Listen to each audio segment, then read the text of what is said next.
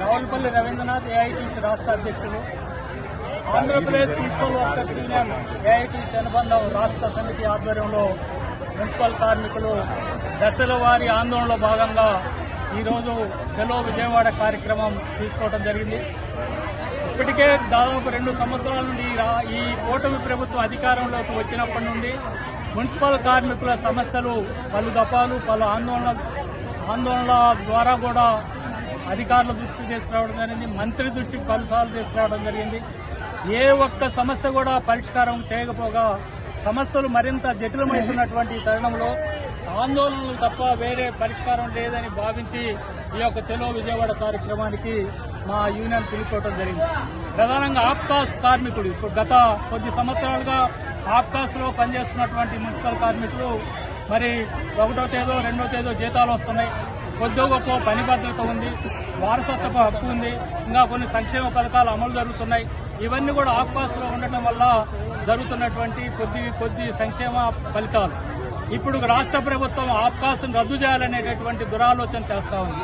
అంటే ఆప్కాస్ను రద్దు చేయడం అంటే తిరిగి మళ్ళా ఈ మున్సిపల్ కార్మికులంట పాత పద్ధతుల్లో కాంట్రాక్టర్ వ్యవస్థలో పోయి ప్రతి మున్సిపాలిటీకి 110 మున్సిపాలిటీలకి 110 మంది కాంట్రాక్టర్లు అక్కడ ఉంటారు.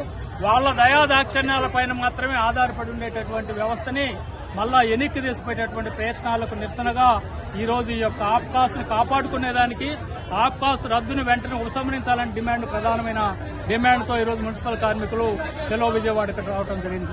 రెండవది, కనీస వేతనాలు 26,000 రూపాయలు ఇవ్వాలని రాష్ట్రం సూచించినటువంటి కమిటీ సూచించినప్పటికీ కూడా దాన్ని పెడచెవిన పెట్టి 21,000 మాత్రమే ఇస్తున్నటువంటి పరిస్థితులు ఈ రోజు ఉన్నాయి.